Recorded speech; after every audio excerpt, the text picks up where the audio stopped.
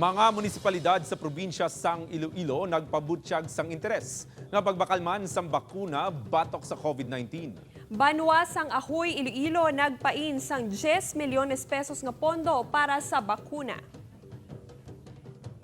Samtang DOH-6 may abiso sa mga LGU sang mga dapat preparahan antes magpamakal sang vaccine. Si John Sala nakatutok live.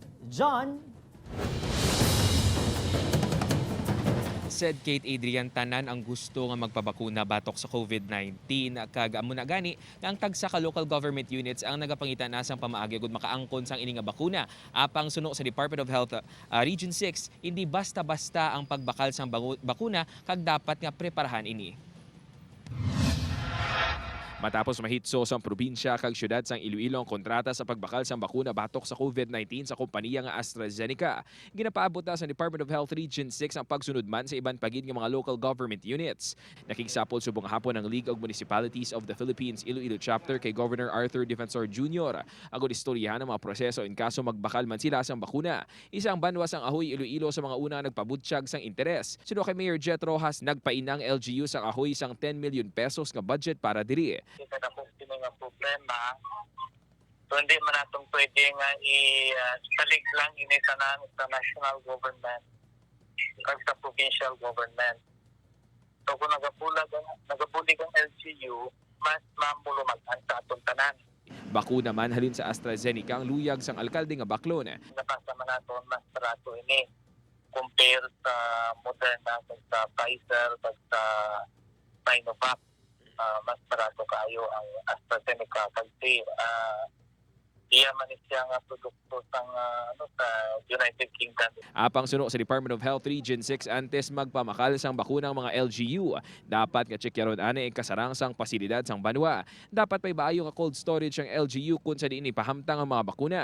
Nagadepende man ang specifications sang storage facility sa kompanya nga nagmanufacture sang bakuna, gani dapat tun-an ini sang maayo. Kinahanglan gid ang massive information dissemination campaign to identify kung sino ang mga i-prioritize anay nila para nga sigurado gid nga wala kita sang wastage. Una na nga nagpahayag ang Malacanang nga antes makabakal sang bakunang mga LGU, kinahanglan pa sang approval sang national government.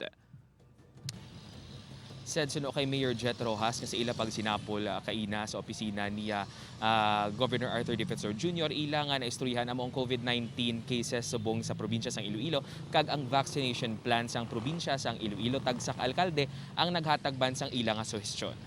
Said John, ining concern sa cold storage facility, kailan lang di ba lang magpatindog ng LGU sa mga building gate nga para may amuna nga facility o kung pwede mga mobile nga facility ang pwede nila iobrahon?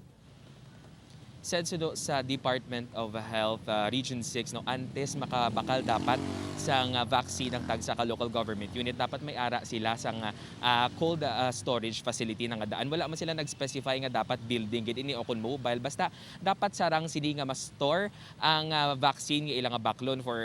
For instance, kung AstraZeneca ang ilang bakuna, dapat mahimo ini nga dapat maka-produce ini sa 2 tub 8 degrees Celsius o kung 36 tub 46 degrees Fahrenheit sa sulod sa 6 ka bulan. Amo na ang kinahanglan sang vaccine nga AstraZeneca para hindi siya ma-waste.